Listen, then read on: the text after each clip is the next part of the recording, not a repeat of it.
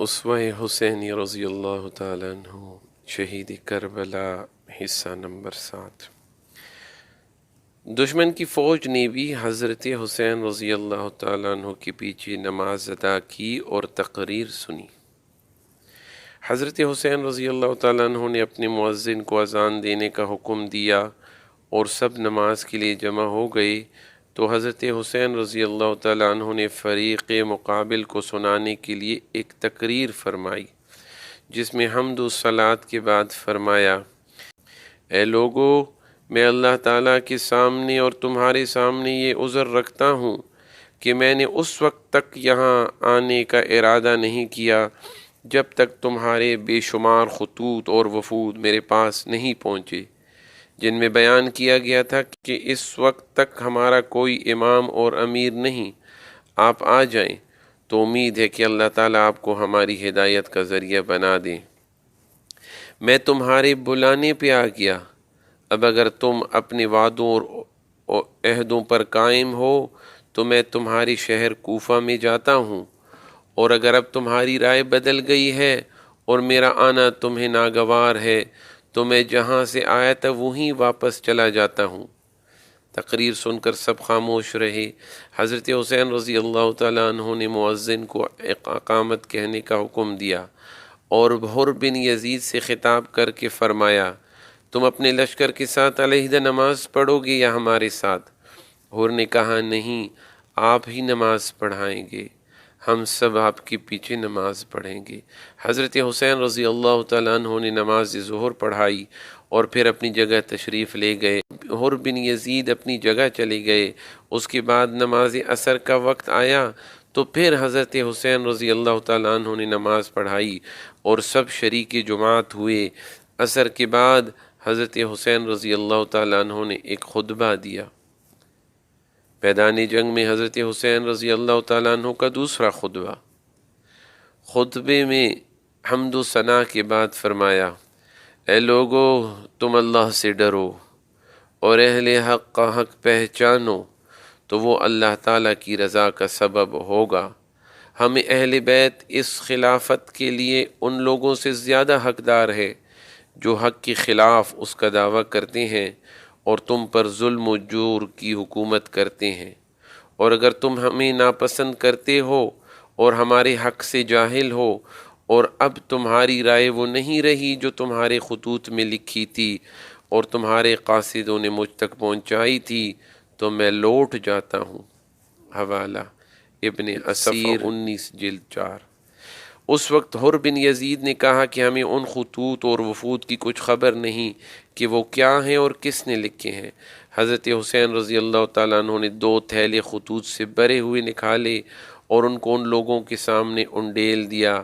حر نے کہا کہ بہرحال ہم ان خطوط کے لکھنے والے نہیں ہیں اور ہمیں امیر کی طرف سے یہ حکم ملا ہے کہ ہم آپ کو اس وقت تک نہ چھوڑیں جب تک ابن زیاد کے پاس کوفہ نہ پہنچا دیں۔ حضرت حسین رضی اللہ تعالیٰ عنہ نے جواب دیا کہ اس سے تو موت بہتر ہے۔ اس کے بعد حسین رضی اللہ تعالیٰ عنہ نے اپنے ساتھیوں کو حکم دیا کہ سوار ہو جائیں اور وہ واپس لوٹ جائیں، مگر اب حر بن یزید نے اس ارادے سے روکا تو حضرت حسین رضی اللہ تعالیٰ عنہ کی زبان سے نکلا: تمہاری ماں تمہیں روئے، تم کیا چاہتے ہو؟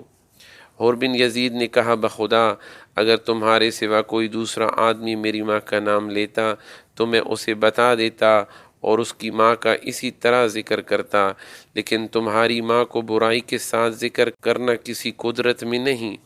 حضرت حسین رضی اللہ تعالیٰ عنہ نے فرمایا کہ اچھا بتاؤ تمہارا کیا ارادہ ہے؟ حر بن یزید نے کہا: ارادہ یہ ہے کہ آپ کو ابن زیاد کے پاس پہنچا دوں۔ حضرت حسین رضی اللہ تعالیٰ عنہ نے فرمایا: تو پھر میں تمہارے ساتھ ہرگز نہ جاؤں گا۔ حر نے کہا: تو پھر میں بخدا آپ کو نہ چھوڑوں گا۔ کچھ دیر تک یہی رد و قد ہوتی رہی۔ حر بن یزید کا اعتراف۔ پھر حر نے کہا کہ مجھے آپ کی قتال کا حکم نہیں دیا گیا، بلکہ حکم یہ ہے کہ میں آپ سے اس وقت تک جدا نہ ہوں جب تک آپ کو کوفہ نہ پہنچاؤں۔ اسی لیے آپ ایسا کر سکتے ہیں کہ کوئی ایسا راستہ اختیار کریں جو نہ کوفہ پہنچائے اور نہ مدینہ، یہاں تک کہ میں ابن زیاد کو خط لکھوں اور آپ بھی یزید کو یا ابن زیاد کو لکھیں۔ شاید اللہ تعالیٰ میرے لیے کوئی ایسا مخلص پیدا کر دے کہ میں آپ کے مقابلے اور آپ کی ایذا سے بچ جاؤں۔ اس لیے حضرت حسین رضی اللہ تعالیٰ عنہ نے عزیب اور قادسیہ کے رستے سے بائیں جانب چلنا شروع کر دیا اور حرمہ اور اپنے لشکر کے ساتھ چلتا رہا۔ اسی اثناء میں حضرت حسین رضی اللہ تعالیٰ عنہ نے پھر ایک خطبہ دیا جس میں حمد و ثنا کے بعد فرمایا۔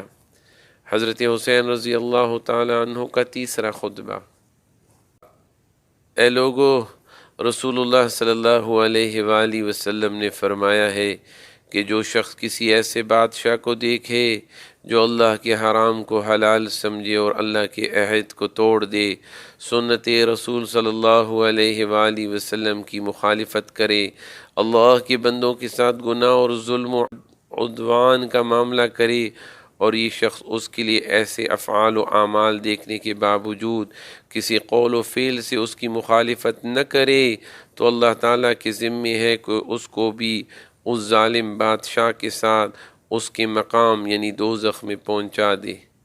اور آپ کو یہ بھی معلوم ہے کہ یزید اور اس کے عمراء و حکام نے شیطان کی پیروی کو اختیار کر رکھا ہے اور رحمان کی اطاعت کو چھوڑ بیٹھے ہیں اور زمین میں فساد پھیلا دیا ہے، حدود الہیہ کو معطل کر دیا ہے، اسلامی بیت المال کو اپنی ملکیت سمجھ لیا ہے، اللہ کے حرام کو حلال کر ڈالا اور حلال کو حرام ٹھہرایا، اور میں دوسروں سے زیادہ حقدار ہوں، اور میرے پاس تمہارے خطوط اور وفود تمہاری بیعت کا پیغام لے کر پہنچے ہیں، اور یہ کہ تم میرا ساتھ نہ چھوڑو گے اور میری جان کو اپنی جانوں کے برابر سمجھو گے۔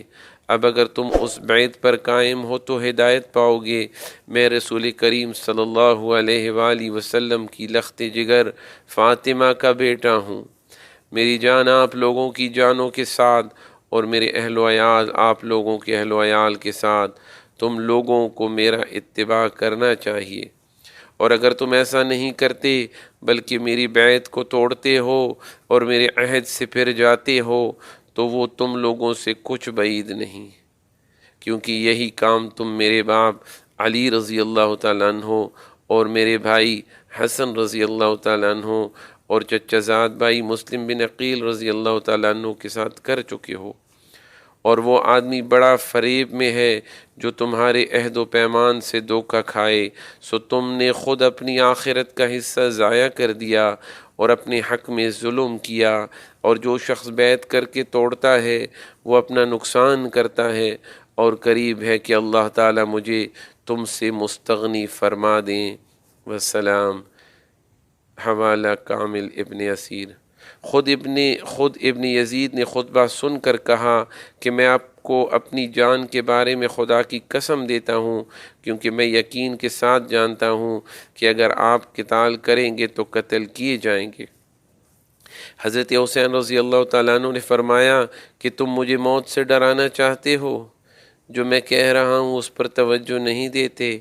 آپ کے جواب میں صرف وہی کہہ سکتا ہوں جو رسول اللہ صلی اللہ علیہ وآلہ وسلم کی امداد کے لیے نکلنے والے ایک صحابی نے اپنے بھائی کی نصیحت کے جواب میں کہا تھا۔ بھائی نے اسے کہا کہ تم کہاں جاتے ہو؟ قتل کر دیے جاؤ گے۔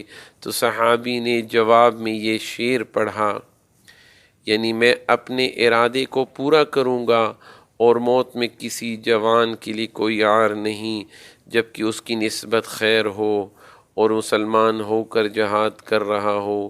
پھر اگر میں زندہ رہ گیا تو نادم نہیں ہوں گا، اور اگر مر گیا تو قابل ملامت نہیں ہوں گا، اور تمہارے لیے اس سے بڑی ذلت کیا ہے کہ ذلیل و خوار ہو کر زندہ رہو۔ حر بن یزید کچھ تو پہلے سے اہل بیت کا احترام دل میں رکھتا تھا، کچھ خطبوں سے متاثر ہو رہا تھا، یہ کلام سن کر ان سے علیحدہ ہو گیا اور ساتھ ساتھ چلنے لگا۔ ترماح بن عدی کا معرکے میں پہنچنا۔ اس حال میں 4 آدمی کوفہ سے حضرت حسین رضی اللہ تعالیٰ عنہ کی مددگار پہنچے، جن کا سردار ترمح بن عدی تھا۔ حر بن یزید نے چاہا کہ انہیں گرفتار کرے یا واپس کر دے، مگر حسین رضی اللہ تعالیٰ عنہ نے فرمایا کہ یہ میرے مددگار اور رفیق ہیں، ان کی ایسی حفاظت کروں گا جیسے اپنی جان کی کرتا ہوں۔ حر بن یزید نے ان کو آنے کی اجازت دے دی۔ حضرت حسین رضی اللہ تعالیٰ عنہ نے ان لوگوں سے کوفہ کے حال دریافت کیے۔ انہوں نے بتلایا کہ کوفہ کے جتنے سردار تھے ان سب کو بڑی بڑی رشوتیں دے دی گئیں اور ان کے تھیلے بھر دیے گئے۔ اب وہ سب آپ کے مخالف ہیں، البتہ عوام کے قلوب آپ کے ساتھ ہیں، مگر اس کے باوجود جب مقابلہ ہوگا تو تلواریں ان کی بھی آپ کے مقابلے پر آئیں گی۔ ترمح بن عدی کا مشورہ۔ ترمح بن عدی جب حسین رضی اللہ تعالیٰ عنہ کے ساتھیوں میں آ کر شامل ہوئے تو آپ نے عرض کیا کہ میں دیکھتا ہوں کہ آپ کے ساتھ تو کوئی قوت اور جماعت نہیں، اگر آپ کے قتال کے لیے حر بن یزید کی موجودہ لشکر کے سوا کوئی بھی نہ آئے تب بھی آپ ان پر غالب نہیں آ سکتے، اور میں تو کوفہ سے نکلنے سے پہلے کوفہ کے سامنے آپ کے مقابلے پر آنے والا اتنا بڑا لشکر دیکھ چکا ہوں جو اس سے پہلے کبھی میری آنکھوں نے نہیں دیکھا تھا۔ میں آپ کو خدا کی قسم دیتا ہوں کہ ایک بالیش بھی ان کی طرف نہ بڑھے۔ آپ میرے ساتھ چلیں، آپ کو اپنے پہاڑ آجا میں ٹھہرا دوں گا جو نہایت محفوظ قلعہ جیسا ہے۔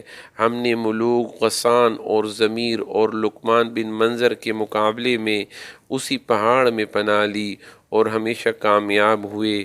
آپ یہاں جا کر مقیم ہو جائیں، پھر آجا اور سلمہ دونوں پہاڑوں پر بسنے والے قبیلے طے کے لوگوں کو بلائیں۔ بخدا 10 دن نہ گزریں گے کہ اس قبیلے کے لوگ پیادہ اور سوار آپ کی مدد کے لیے آ جائیں گے۔ اس وقت اگر آپ کی رائے مقابلے کی ہو تو میں آپ کے لیے 20,000 بہادر سپاہیوں کا ذمہ لیتا ہوں جو آپ کے سامنے اپنی بہادری کے جوہر دکھائیں گے، اور جب تک ان میں سے کسی ایک کی آنکھ بھی کھلی رہے گی کسی کی مجال نہیں کہ آپ تک پہنچ سکے۔ حضرت حسین رضی اللہ تعالیٰ عنہ نے فرمایا اللہ تعالیٰ آپ کو اور آپ کی قوم کو جزائے خیر عطا فرمائے، مگر ہمارے اور حر بن یزید کے درمیان ایک بات ہو چکی ہے، اب ہم اس کے پابند ہیں، اس کے ساتھ کہیں جا نہیں سکتے، اور ہمیں کچھ پتہ نہیں کہ ہمارے ساتھ کیا ہونے والا ہے۔ ترمح بن عدی رخصت ہو گئے اور اپنے ساتھ سامان رسد لے کر دوبارہ آنے کا وعدہ کر گئے، اور پھر آئے بھی، مگر رستے میں حضرت حسین رضی اللہ تعالیٰ عنہ کی شہادت کی غلط خبر سن کر لوٹ گئے۔